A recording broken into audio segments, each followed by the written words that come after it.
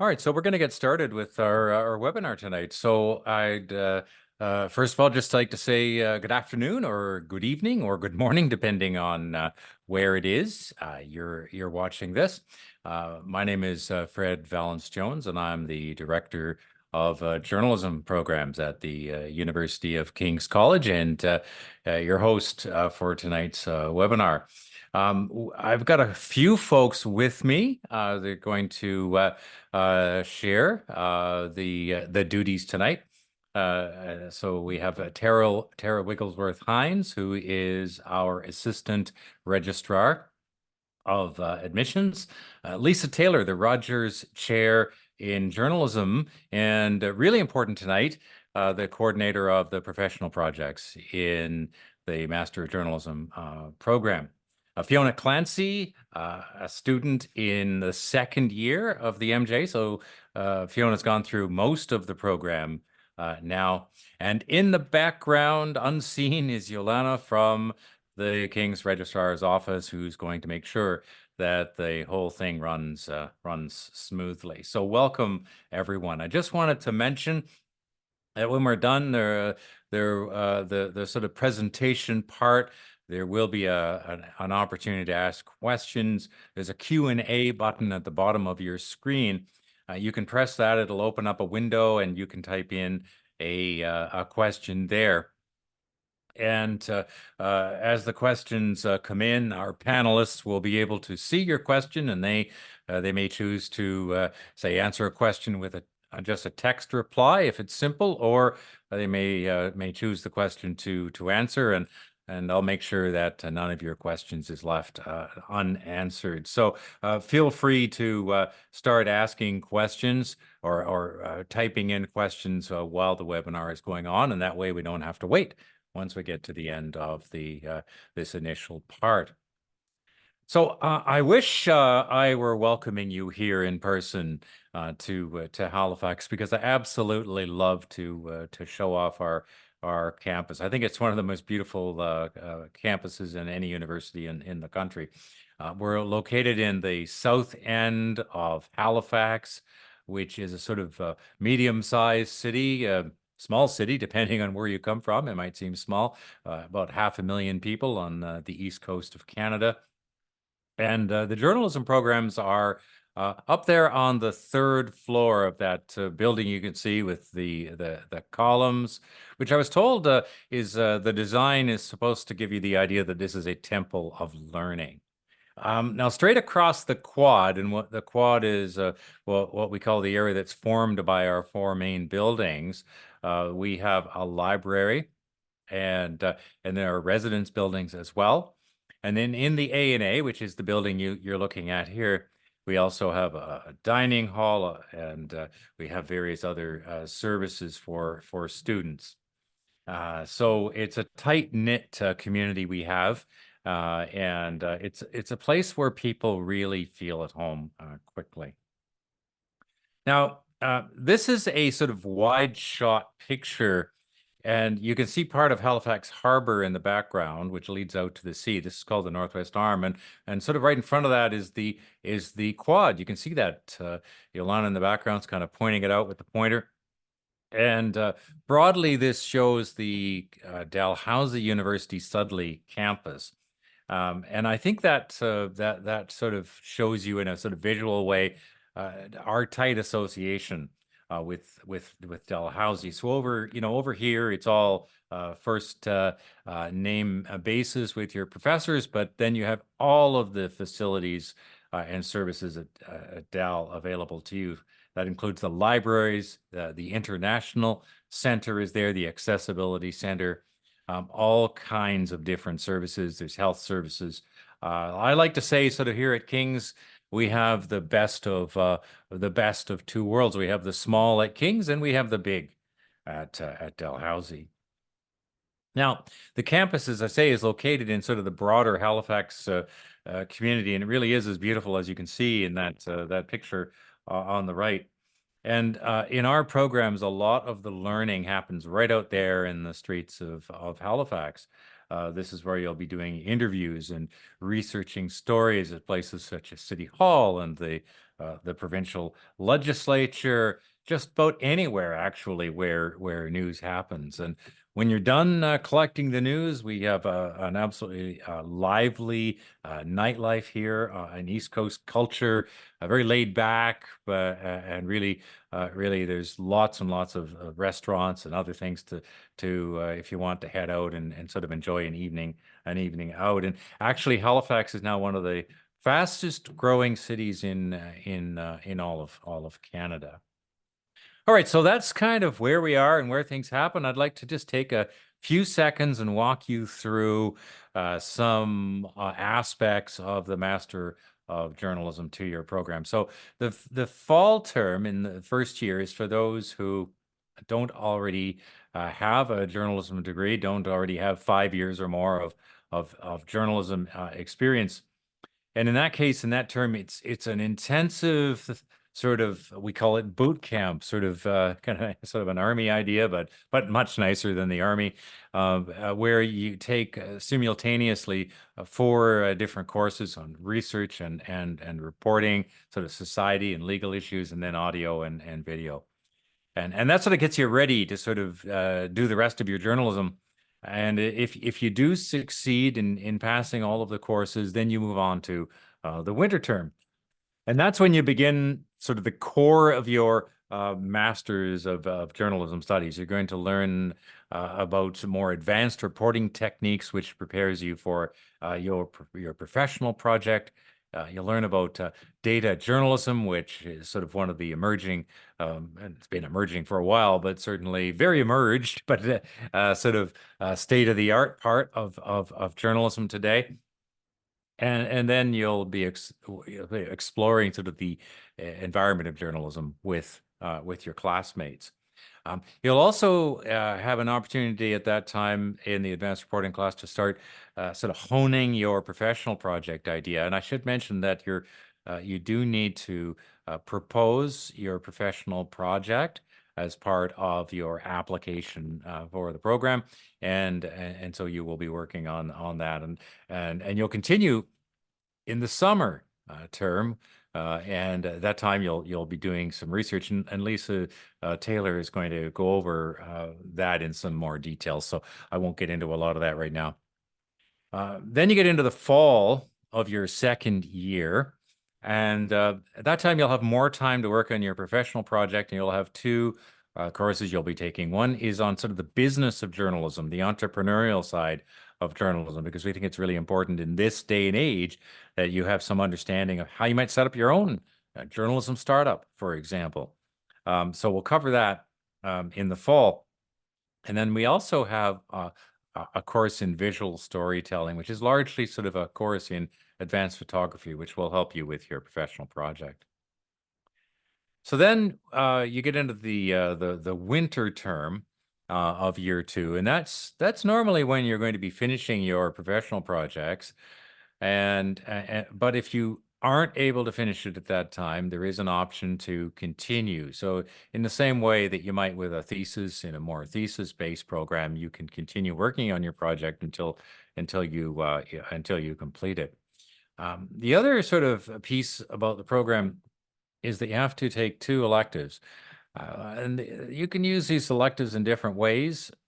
For example, you can use them to build on your skills, or you can dive more deeply into matters related to your professional project, or honestly, you can take a couple of courses that just suit your fancy. And you can do that we offer sort of one data journalism advanced course here, but you can also take any course at Dalhousie in the master's at the master's level that you can get permission from the department to take, or at another university in Canada, in fact, by what's called a letter of permission. So there's all kinds of ways to have that opportunity to complete that elective requirement. It all sort of goes together as sort of a program that's all sort of built around the professional project. And this is where I'm going to hand things over to my colleague, Lisa Taylor, who is taking over a new role, and she will be coordinating the professional projects and working with the students. So, Lisa. Hey, thank you, Fred. Hi, welcome everyone.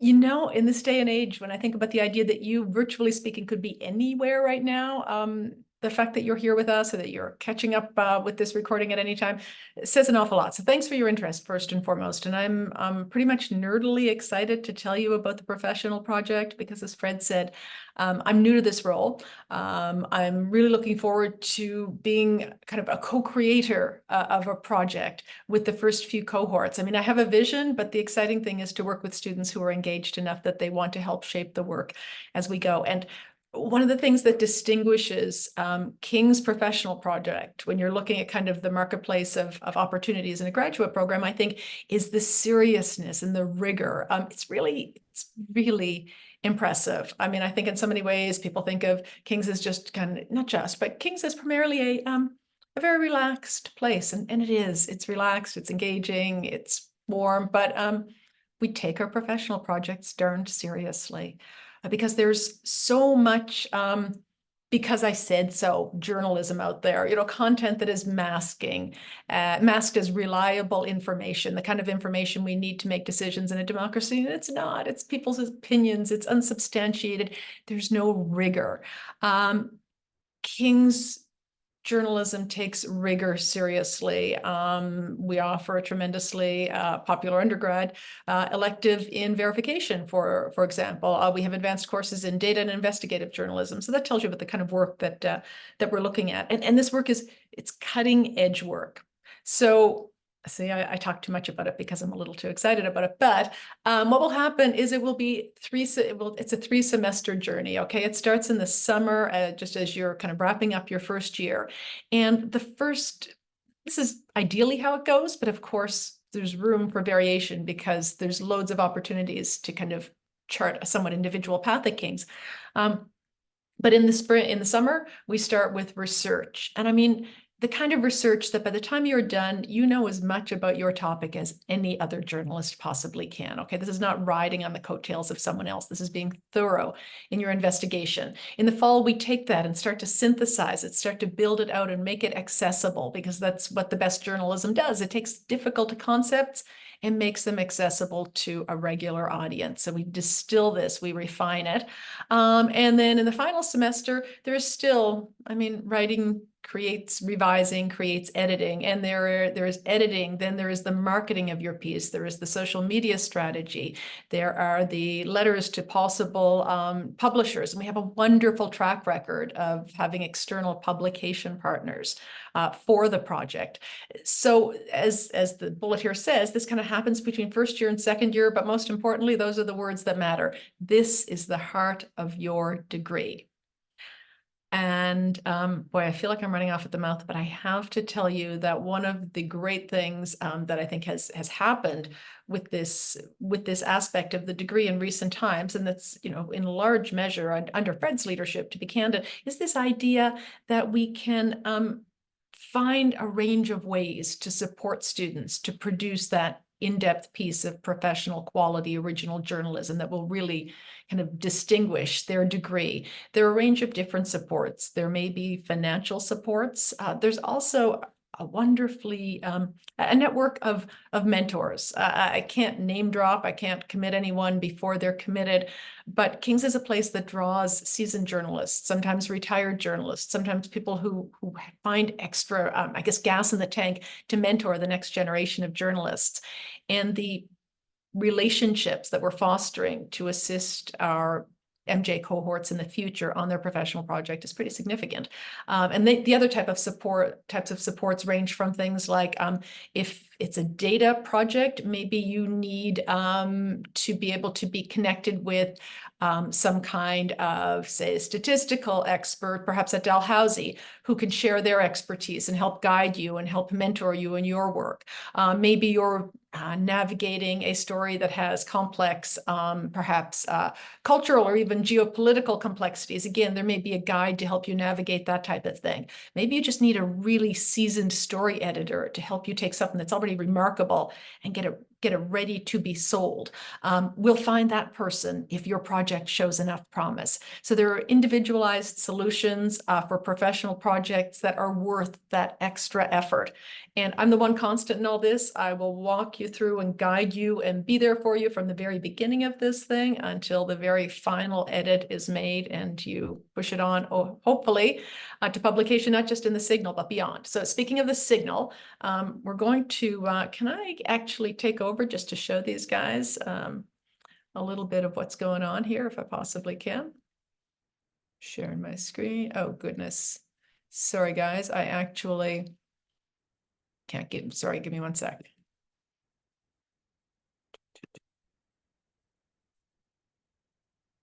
I have to get rid of that. Sorry, guys, I'm not going to be able to share it this time. I just ran into a bump that says I have to restart. Can you still hear me? We can hear you fine. Yeah. And what are you seeing now? Are you seeing us? Because I've lost. Seeing you. Okay, you're seeing me. Okay, fantastic, fantastic. That is good to know. I don't know why I have lost me. Is it possible for someone else then to call up the screen so we can see what's going on? Fantastic. I apologize. If I touch anything, I think I'm going to get bumped up. But right before we go to Fiona, if it's possible just to get to the Signal. Apologies. Okay, MJ Professional Projects. That's fantastic. Could we scroll down just a little bit? Take you through. Okay, so this one is really compelling right off the top. When you look, we don't have to click on it, but this piece on opioid addiction is tremendous. Again, it speaks to the rigor of King's journalism. It unpacks the science of addiction treatment in a way that is tremendously accessible. But as we go down a little bit further, just to the right, we can see Harbor Rising.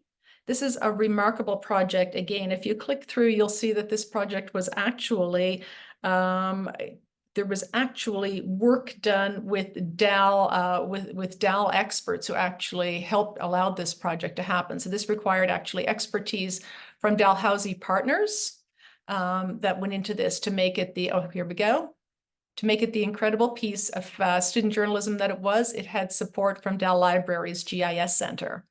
Again, the collaborative nature of what's happening here is pretty unique. And if we could just skip back one more, if there's one other story I could point out, there's a story on what defines a moderate livelihood fishery.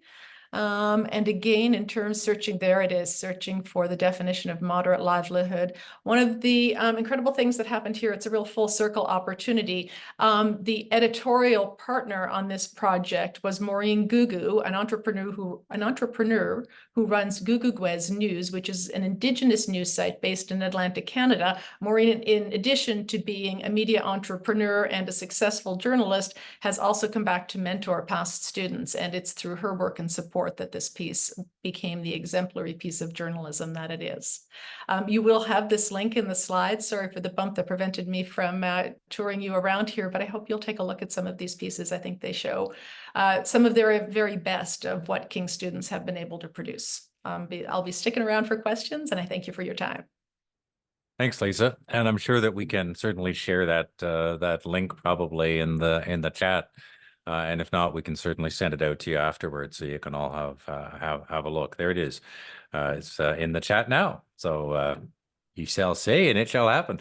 All right, so that's great, and it's lovely to have these little technical moments. You know, that's reality, and I believe me, I've been there too. So thanks very much. We're going to pass things over now to Fiona Clancy, who is actually very near the end of her King's master journalism journey, and actually is working on really an outstanding professional project. So Fiona.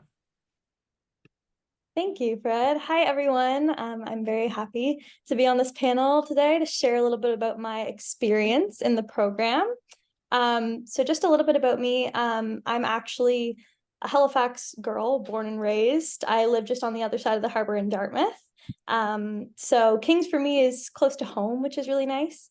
But I did my undergrad in music at Mount Allison University in New Brunswick. So I was not somebody who held a journalism degree coming in. So I was a September entry into the MJ program.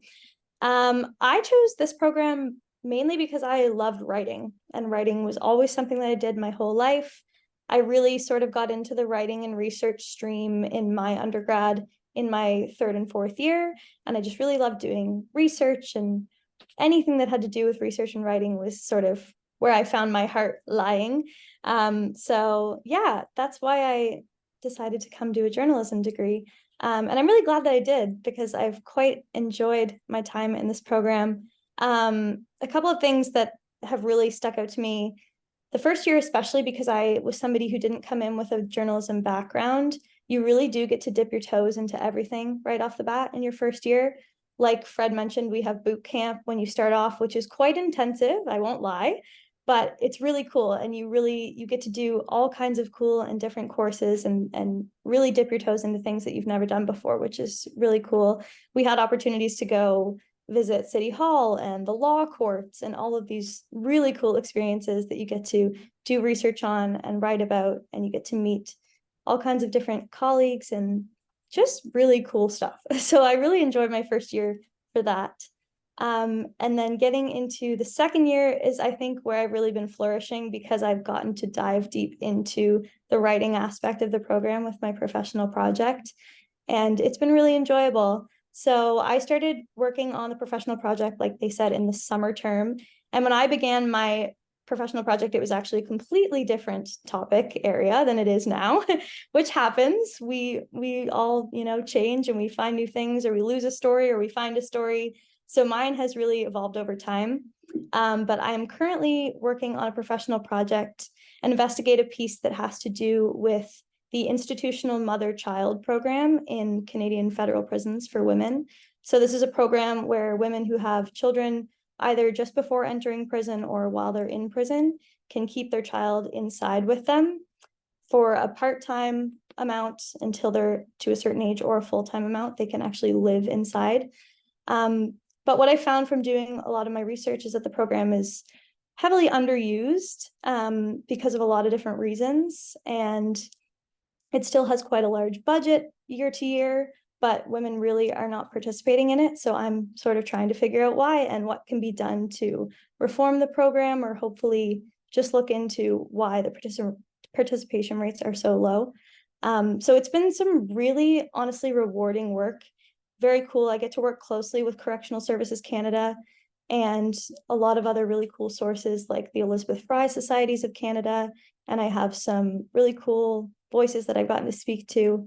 But the professional project in general has been really cool because, like we've mentioned, you get to do a lot of one-on-one work with your professors, which is something I really love about King's. It's a really small program, and I've felt entirely supported the entire time that I've been working on this project, because I can tell that my professors really care about what I'm working on, and we get to meet pretty much as often as I need to for any help that I need on the project, which is really great. So yeah, I think those are kind of my main points I wanted to touch on, but I'm very glad that I got a chance to speak to you, and I hope you consider coming to join us at King's. It's a great time. Thank you so much, Fiona. And I really should mention that one of the things King's is very well known for is investigative type journalism like this, digging deeply below the surface to find out sort of what's really happening. And it can be incredibly rewarding work. And Fiona's project is really outstanding. And we have found ways to support it in a number of different ways. And so I'm going to pass things on now to Tara Wigglesworth Hines. And as I mentioned, she's in charge of admissions. So you'll probably be communicating with Tara quite a bit as you go through the application process to join us here at King's. And so Tara's going to talk about admissions and scholarships. Wonderful. Thanks, Fred. And thanks, Fiona. I'm already excited to read your final project, and I'm excited to see that webpage so I can take a look at others that have been published. Hi, everyone. Welcome, and thank you for tuning in from wherever you are tonight. We've already had some great questions in the Q&A, and happy to answer more if my little part of the presentation doesn't answer them. But I'm just going to talk generally about admission requirements, start dates, deadlines, scholarships, and kind of the supporting documents that you will need to add to your application as you're applying. So Fred has already touched base on some of these generally, but for our Master of Journalism program, since it is a graduate level program, we do require students to have at least a 4-year undergraduate degree. So for those students who are applying for September, we are looking for a 4-year undergraduate degree in any discipline, usually not in journalism, but it really depends on where your degree was from. And for those who are applying for January, which is the 16-month program, so slightly shorter, it's for students who have a 4-year degree in journalism or a 4-year degree and a minimum of 5 years of full-time work experience in journalism in the field. So that kind of gives you an overview. When we're assessing an application, we're not assessing your entire degree. Yolanda, just go back a little bit. I kind of switched things up there. We're actually usually using your last 60 credit hours of coursework. So that's approximately your last 2 years of your undergraduate degree. So normally the first 2 years, give or take, isn't included in your GPA calculation. And for those who where English is not your first language, we do need students to meet the English proficiency requirements. So we tend to, so if you have not studied at an English institution in a country where English is the primary language, we may require, and we probably will require, an English language proficiency test. And we do accept many different tests, and they are on our website. I'm not showing them here today, but we do accept the standard tests like TOEFL and IELTS, among other options that are available to you. Okay. So because it's a graduate application, the application process is quite robust. We have a new application portal, which we're really excited about this year. It allows our applicants to kind of complete their entire application within the portal itself. So you don't necessarily have to send your documents in separately. The application and the components of the application are built right into the application and the program you're applying for. So we need the online application form, which is pretty standard. The application fee for graduate students is $115. For our graduate programs, you actually can submit unofficial transcripts when we consider you for admission. So that is a new policy in the last year. So you can provide unofficial transcripts, but those unofficial transcripts obviously have to be legible. They have to indicate degree completion. If your transcript doesn't indicate degree completion, you have to provide a certificate indicating degree completion in addition to the transcripts with your grades. They have to be in English, but they can be unofficial. So we do accept unofficial transcripts from you to assess for admission.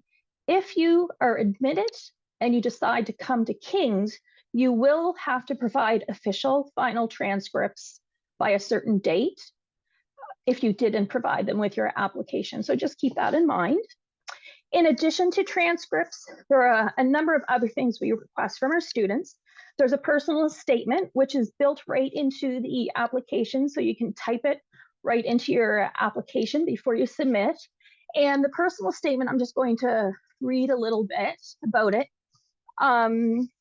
We're looking for some questions we kind of propose that you could answer is, why do you want to study journalism? What drew you to the King's MJ specifically, because there are different journalism programs around. What do you see as the role of journalism in society, and is it succeeding at this? What news media do you consume on a regular basis, and why do you consume it? And how do you see yourself using a journalism degree in a career? So we do understand not everybody wants to be a journalist when they do a journalism degree. So that information is really helpful when you submit your application. And as Lisa mentioned, a big part of the Master of Journalism program is the professional project. So we do ask you to also include a project proposal, and within the application itself, we have a template and questions for you to answer. So we're really excited about that new piece to the application this year. In addition to the personal statement and the project proposal, we want you to submit a portfolio of work. We do understand that those students who are applying for September admission may not have a journalism portfolio. The applicants who apply in January should have a journalism portfolio. We also require a resume. And we do require 2 letters of reference, which someone asked in the Q&A. So with the references, right in the application portal, you can type all your contact information in for your referees, and they will actually receive a link so they can send a confidential reference letter to us directly. So it doesn't have to go through anybody else, which is wonderful. And for those students who have who graduated less than 3 years ago, we require 2 academic references. For anyone who graduated less than 5 years ago, we require a professional reference and an academic reference, or 2 academic, it's up to you. And for those who have graduated more than 5 years ago, we'll accept 2 professional or any combination of academic and professional references. It's up to you.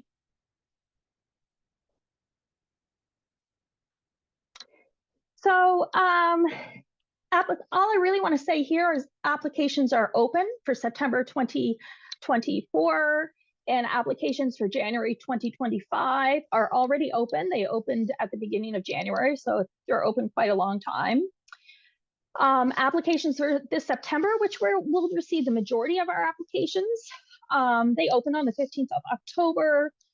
The first deadline is February 15th. Keep that in mind because it is the early deadline because it's also our scholarship deadline. So if you're interested in applying for any of our scholarships, which are online, we would recommend that you apply and complete your application and the supporting documentations before the 15th of February, including the separate scholarship application. And the scholarship page outlines what scholarships are available, as well as a link to the scholarship application and the criteria for each scholarship. So you don't have to apply for all of them. If you want to apply for one that's relevant to you, or if 3 or 4 are relevant to you, you would just check the boxes on the application itself. And there's a box where you indicate why you think you're a good candidate for the scholarship that you have to fill out. And for the deadline for international applications for September is April 1st. We have an earlier deadline for international applications because of the length of time it takes for applicants to apply for study permits. So it's important to get those applications in early if you're an international student. And then our final deadline for the MJ program is June 1st for domestic applicants. So there's still some time, but keep in mind that the program is limited enrollment. So we accept about 15 students a year, give or take. So it would definitely benefit you to apply sooner rather than later. Yeah. And yeah, so if there's any questions about admissions or scholarships, always happy to answer them. We'll throw in our admissions email in the chat. So if you ever need to get a hold of us. Yeah, if there are any questions, I'll let Fred take over for a second, and happy to answer questions in the Q&A. All right, thanks, Tara. And we actually have we don't have any sort of open questions right now, but we would ask you to just type them in there in the Q&A box, and we will indeed go do our best to give you the best answer we can. we have a question that nobody has claimed yet. Mentioned there are lots of resources of if people choose King's, what kind of people do you see thrive in the King's MJ program? I'd love to answer that. So we've had all sorts of students. Honestly, you know, as long as somebody has a good aptitude in English and likes to write and likes to research, I mean, those are the sort of the main things. I mean, those are the sort of the bottom line things that we would require. But we've had students from Africa, we've had students from China, we've had students from all across Canada, from Brazil, and indeed, they've gone on to do all sorts of really interesting things as careers. Just looking down a list I made, we have an investigative journalism at Manga Bay, which is an environmental publication in Brazil. Investigative journalist in Winnipeg, the senior data producer, interactives and data visualizations at CBC Radio Canada. Some people in jobs that aren't in journalism, communications people, a special advisor to the government house leader.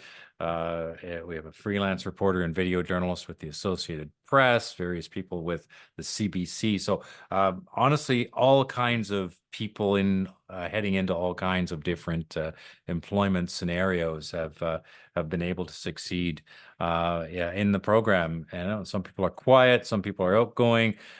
We've really sort of seen every type of personality as well in the program, and it's just delightful working with people because it is, I think, as Fiona said, it's a small program, and so we get to work very closely in our classes with the different students.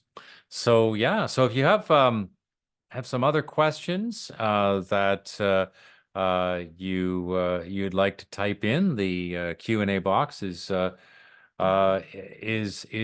open there. Okay, so maybe I'll just claim this one as well. Is broadcast journalism a big part of the program? I saw a lot of resources for traditional journalism and news writing, but I'm really interested in multimedia reporting. So there is, of course, the visual journalism course that I mentioned in the autumn, and in the boot camp we talked about. There is a really important course where you learn audio and video journalism. And then in terms of sort of the multimedia stuff, you get into the data visualizations in the data class. The project itself is, and that is, it really is the core of the program, is normally a written piece with photographs, but there can also be, for example, additional pieces. I may pass this over to Lisa just to comment further on that aspect. Absolutely, I'd be happy to. So by default, there is this idea that the professional projects are primarily text-based stories. We also have to honor the fact that we should present the story in its best format. So there are always, again, small programs offer bespoke solutions. So there can always be an argument made, even if there isn't. I see you use it in your question. You speak about kind of, I think, traditional broadcast, but also multimedia. A story, and quite often a really satisfying feature, is primarily communicated via text, but it's all the other elements that augment it. And with our new website redesign, we have opportunities for tremendous visual impact, for a large-scale scroll of videos, for functions and features that really highlight photography. And then, of course, when we start to get into the realm of data journalism, of course, you're seeing complex multimedia used to both to synthesize data, to provide something that's accessible for an audience, but also to visually represent the data. So if you are interested in multimedia/broadcast, I would suggest that you should be working towards a professional project that, while primarily communicated through the written word, pulls in the richness of all these other elements. Because I think right now an awful lot of those who are hiring are looking for someone with the sophistication and the discernment to pull together the range of tools that we have to tell stories, fact-based stories in the public interest, as opposed to just a piece of text, or quite frankly, just say a long-form radio interview, that there's a richness in pulling on all the threads. And we have the right faculty to help you pull at all those threads. The breadth of talent right now in terms of the professional skills that I and my colleagues bring to the table, I think can support any project. And of course, there could also be an outside mentor, could there not, who might well be drawn from the area you're really interested in. So yeah, there's different ways that we can work to support projects that go beyond the template, if you want to put it that way. And actually, I should tell you a little bit about sort of the King's environment that you work in. So we have like a fully equipped audio studio here for podcasting and traditional sort of over-the-air broadcasting. We have a video lab with all of the most modern editing and production equipment. Beautiful brand new cameras that I wish I could have one of those, and really some of the top professionals in the business who teach students how to work with these things. So absolutely, we have resources here to do all of those things, despite the fact that we're in a small, beautiful 100-year-old, pretty well, building here at the School of Journalism. So yeah, and the nice thing, as Lisa said, is we could go out of our way to support students to be able to do the work they want to do, which I think is a really large program, I think, has to have a lot more rules. And it's because everybody kind of has to go through the production line in order for all of those students to get to the end. Here we can sort of innovate, I guess, and we run things like our data school we have in the summer, which has been going for more than 15 years, and we're starting a podcasting workshops as well so we're certainly open to further questions here, and all you have to do is go to the Q&A button at the bottom of the screen, and we'd be happy to answer any other questions that you happen to have. And you can sort of be on any subject, can be on admissions, some of those admissions questions. You can ask us about sort of what's the day-to-day environment like at King's? What's the weather like here? And what is there beyond Halifax? I might actually sort of jump in on that one just a little bit. So I talked about Halifax, the city, but beyond sort of the urban area, which has served a very nice, very good transit system to get to and from where you live. But beyond that, we are in a hinterland of absolutely stunning natural beauty. About a half an hour's drive from the campus, you can be walking on an ocean beach by yourself, listening to the surf, with not a soul around you other than your dog, maybe. And if you're willing to go a little bit further, if you want to explore, Nova Scotia is one of the most beautiful places in Canada. And all right, so Lisa, you want to claim this one? Yeah, the professional project. Absolutely. First and foremost, it has to satisfy news values. Is there something new to say about it? Why tell a story now? Why is it prominent? Why is it relevant? Why does it matter to anyone besides you? So you will learn in your first year kind of these standard values that generally represent most of what we see as journalism, and you'll try to connect to those. But that's the external. The internal, and I think the intrinsic value in this is you might as well do something you love. You might as well do something you care about. You might as well, and I see Fiona nodding because I think there was at some point, a point at which Fiona said, heck yeah, this just doesn't seem right. Was that it, Fiona? If I could, I'm going to loop you back in just for a second. I will circle back, but is that it? Yeah, I realized I didn't care about it as much. And then when I found the project that I'm working on now, everything that I did felt like a win, like every time I found something new. So I knew that I wanted to work on it because I was very passionate about getting up every day and doing it.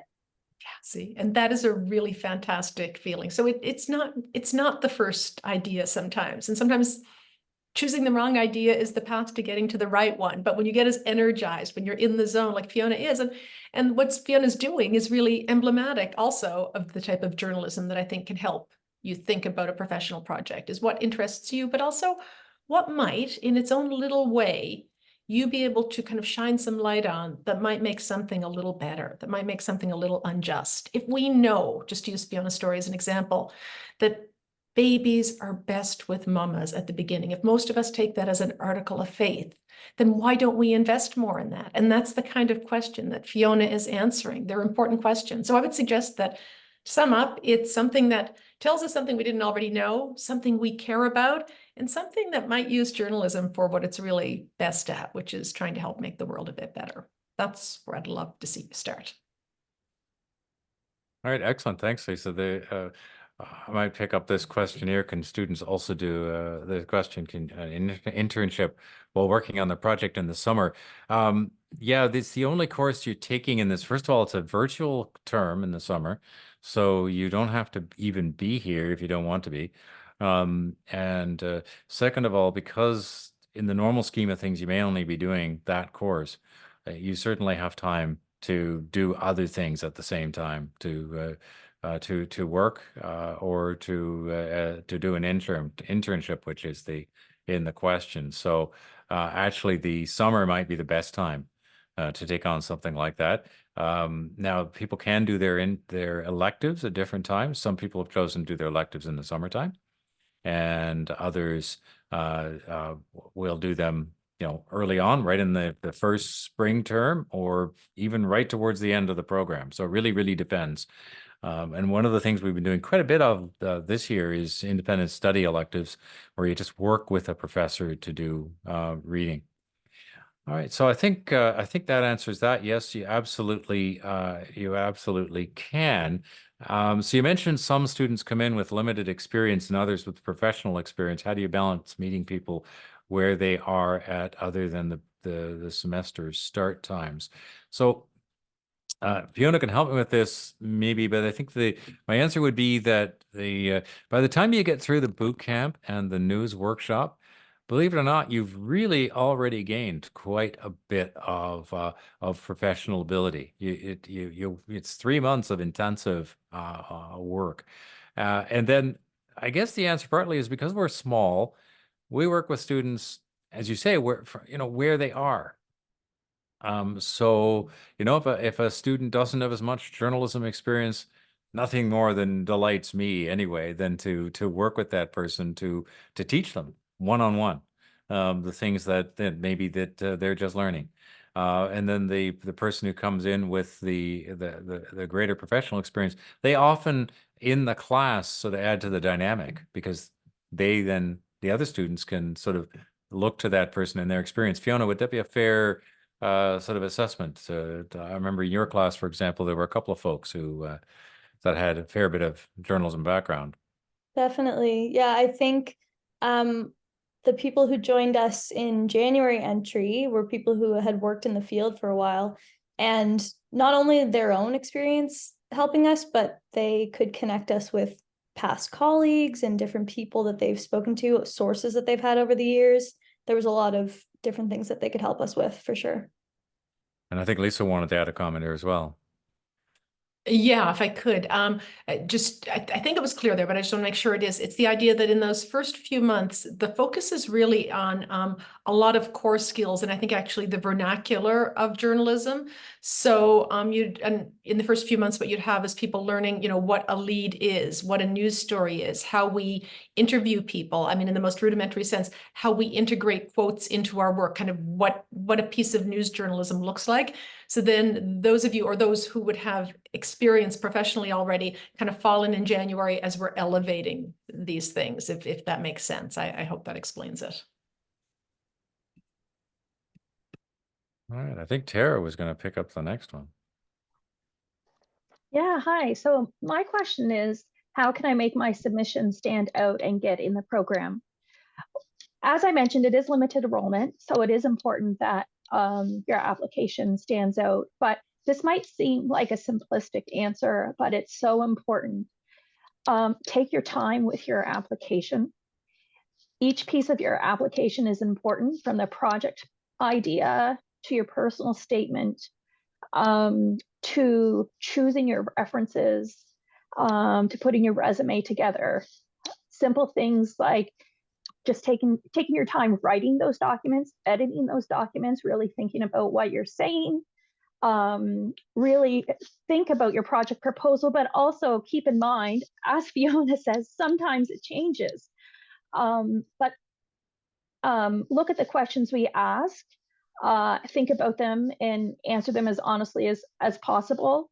Don't rush through your application. You have time with your with the new application portal to type your answers and save the content before submitting. So just take your time. And if you have any questions for us, reach out. We're always happy to answer your questions in admissions. I don't know, Fred, if you have any other suggestions. I'll just turn on my mic and camera again there. Yeah, I mean, you just want to be yourself. That's one thing I would say. And find something you're passionate about in terms of your professional project. But you don't have to worry about us expecting that you're already a professional journalist, especially if you're applying in the fall. We just want to see the potential there. We want to see the potential there. So tell us about yourself and do your best to come up with a project idea that you feel is newsworthy, worthwhile doing. And one thing we haven't mentioned is, I suppose, is that, and as happened with Fiona, sometimes you'll change topics. So yeah, that's what I would say to that. And I think Lisa was going to answer another question. Yes, I am. And I'm so glad that I have this question because it's something that I meant to touch on. And of course I didn't. The question is, should the professional project focus on Halifax locally, nationally, or internationally? Super happy to say that there is no need to confine your story idea to the geography of Kings or Halifax or Nova Scotia or Atlantic Canada. We are interested in stories of significance, stories of heft and value that add something to public conversation. Now, what is helpful, I'll give you a caveat on that. Let me come up with one. It's nice to have some local connection because, of course, one of the things we want to see is you write in ways that don't just convey kind of factual information, but also tell us what something looks like, what it sounds like, what it smells like. And that's quite often easiest done on the ground.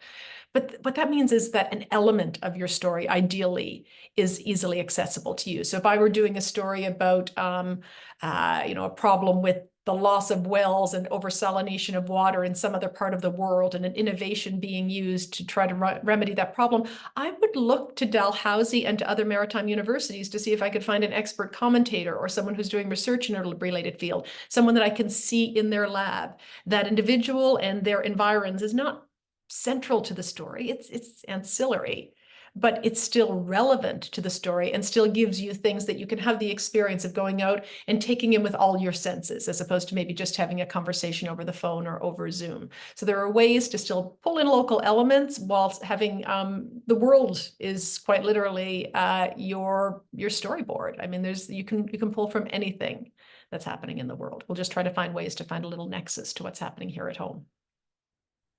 Absolutely, and without getting into too much detail, which I can't. There are some financial awards that that can come up, and sometimes be surprised. And also there is now the Peter Mansbridge Investigative Journalism Award, which will be open to Masters of Journalism students to apply for their projects as well. So, and that can help you with travel, for example, to go to places. And some students will want to do a project that's basically at home. So if home is somewhere else in Canada or somewhere else in the world, and you can be there for part of the time. I remember the one student I talked about who went on to work in Brazil. He broke national news about political events in Brazil with her professional project at King's. So we'll support you in whatever you want to do and whatever is reasonably feasible to do. So we're actually getting very near the top of the clock, which for us is 8 o'clock, and some of you in the rest of Canada perhaps a little bit earlier. And if you're around the other side of the world, it could be morning where you are. And the sun's come up and you're looking forward to the day. So I think we have pretty well exhausted the list of questions that we had. And we've covered a lot of ground tonight. I mean, they're great questions. I think great panelists. It's a really exciting program, and it's actually sort of, one of those things in this job, to have the opportunity to work with students on these kinds of projects and to foster a program like this that really is sort of aimed at improving the quality of journalism and putting the next generation of top journalists into the world, or whatever field people may eventually be in. That's one of the greatest pleasures of my life. So I think at that point, I'm going to thank everybody who was with us tonight, and Lisa, Tara, and Fiona, but especially all of you who joined us from near and far to hear about the King's Master of Journalism program. And I can sincerely say that I am really looking forward to meeting you all when you arrive in Halifax for your studies. Once you sort of go through the whole process of application, and we hope that you'll be successful and admitted. So with that, I think we'll say goodnight. And don't forget, you can always contact admissions at ukings.ca. That's the right address, right, Tara? And if you have other questions. So thank you, and here at least, good night.